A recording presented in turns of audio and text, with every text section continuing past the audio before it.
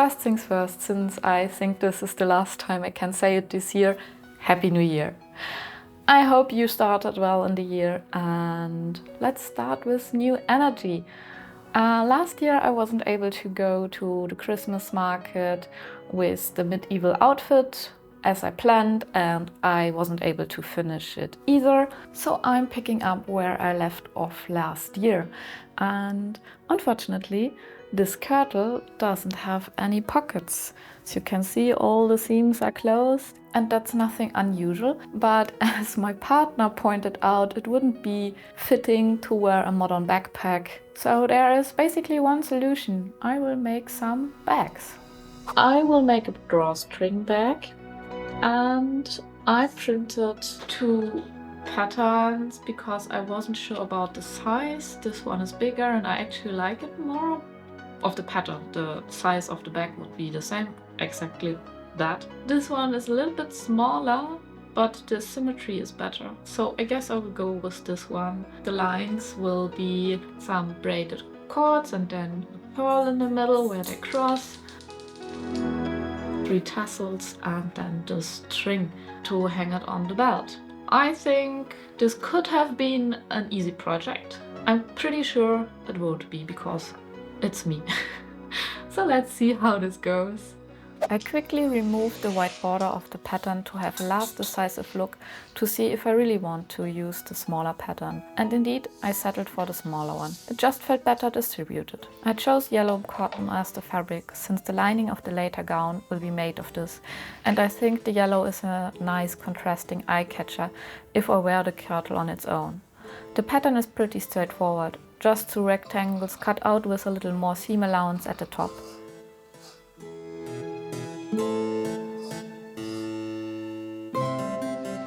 I remembered that I want to hide the seams of the embellishments inside the bag, so I cut out 2 more pieces for the lining of the exact same fabric.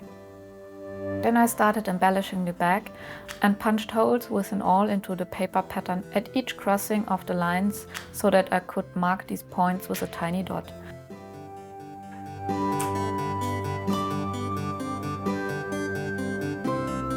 A fine liner was my tool of choice here, with a fairly light color so that it won't be visible if I make any mistakes. That's why you almost can't see those tiny dots I made. The dots are used as reference points where the braids should lay, and therefore I could measure how long each braid should be. I tried to make them only as long as they need to be, since every centimeter braided longer would be wasted.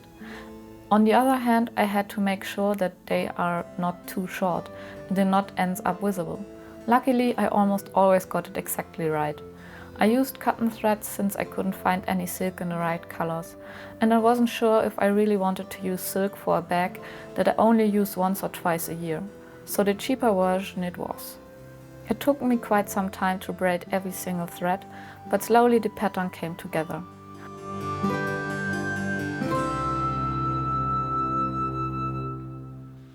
Once I was done with braiding, I decided to mark the lines where to sew the braids on with chalk so that they stay as straight as possible, which turned out to be quite difficult, since the braids just wouldn't stay flat and straight while sewing them on. I used a running stitch to sew them on, trying to have only a tiny bit of the thread visible at the top.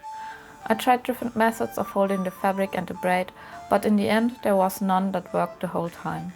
So I just had to somehow hold the braid in place and sew through the braid while also catching the fabric underneath.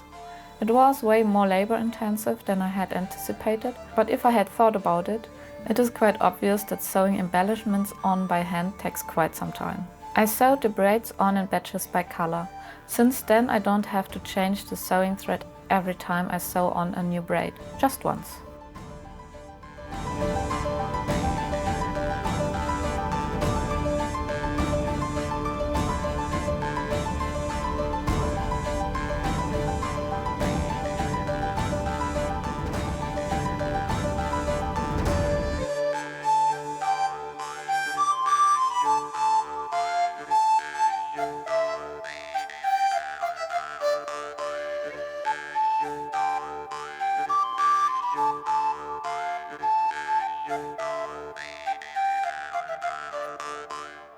After all the braids were sewn on, I added pearls to each crossing, using an extra fine beading needle, since the holes in the pearls were too small for a regular needle.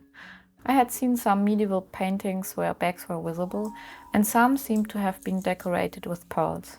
And furthermore, I could hide the fact that the crossings weren't uniform, due to working one color at a time. Again, I made sure to use the color of the braid underneath, so that it won't be that visible. I secured each pearl multiple times by threading through it and then making multiple knots at the back. Slowly the bag took an appearance I liked, since before that it felt like a poorly crafted piece of stuff, which didn't look quite right to me.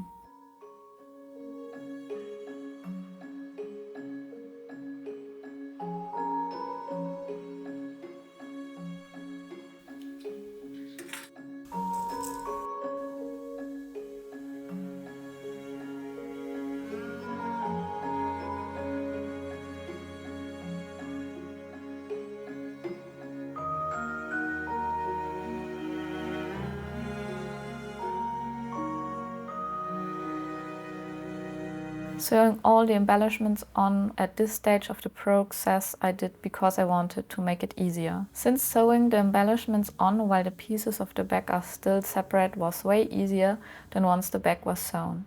I just had to add some pearls to the sides, since I figured it would be better to not have any pearls near the sewing foot. I could have sewn the bag together by hand, but I felt somehow pressured to make the seam as fast as possible. So I sewed the pieces together on 3 sides and tried to align the braids as matching as possible.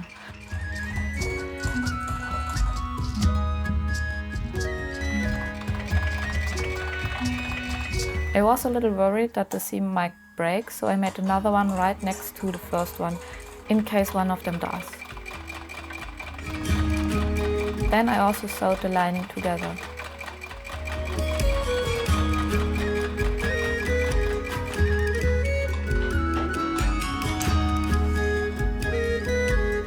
To reduce any unnecessary bulk, I trimmed the seam allowance of the lining with a zigzag scissor and clipped the edges.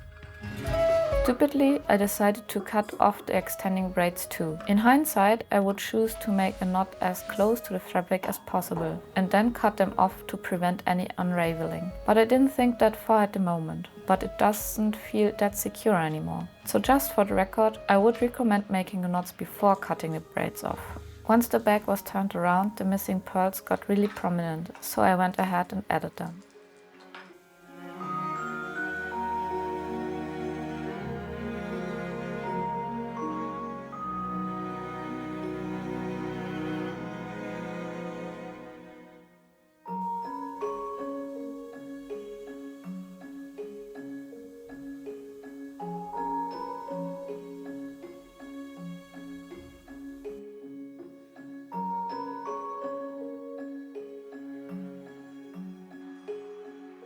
After sewing on the last beads, I began to tidy up the opening.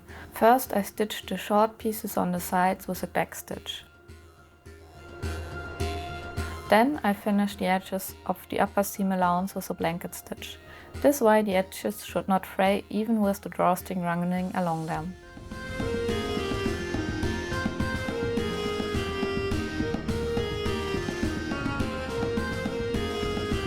I hope the braids are sufficiently secured as well.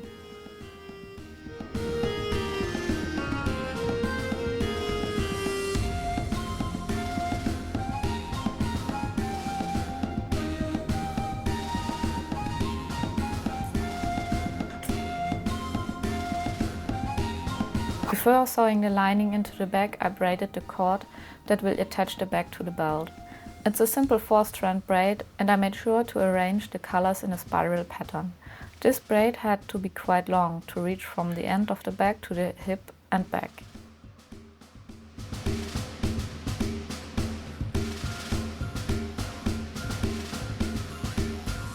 Once I finished that, I sewed the cord onto the outer side of the side seam edges.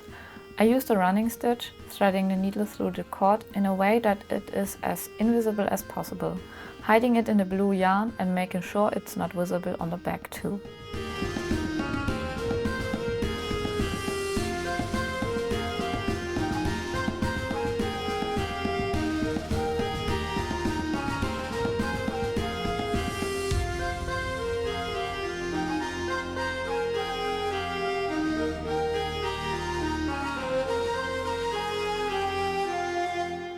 Next, it was time to insert the lining, which was relatively simple. I only had to tidy up the top edges with a felling stitch. I made sure the lining was set a little back and not visible.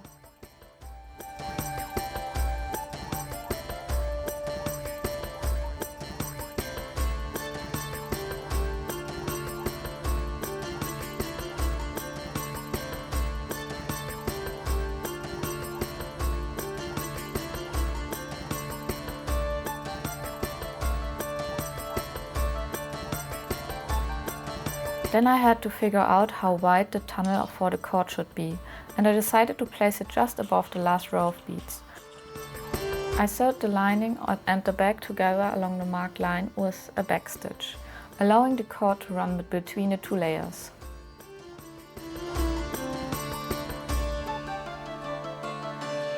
After that, I had to braid another cord for the drawstring and make a few tassels to hide the unsightly ends of the braids.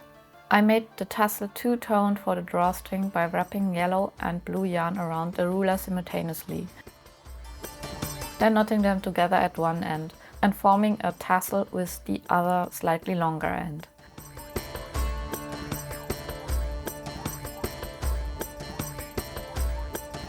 I pulled the ends of the yarn inward to the other threads, cutting them to approximately the same length.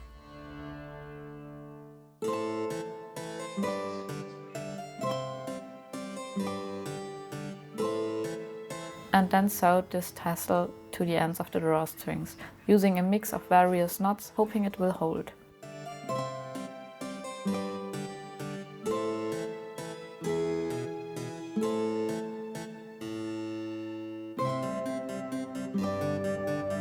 With a functioning closer, I only had to hide the ends of the bottom of the bag.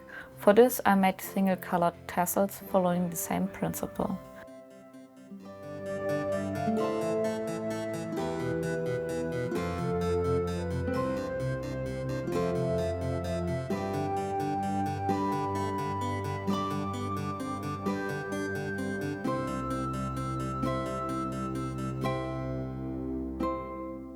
And now this little accessory is also finished.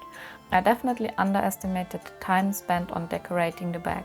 However, I'm very pleased with the result.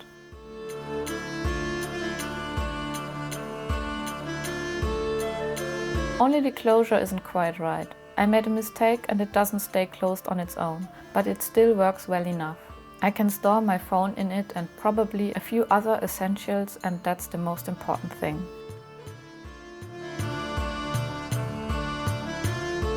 Actually, the bag should be worn on a belt, but that has yet to be made. Until then, it will dangle on my arm.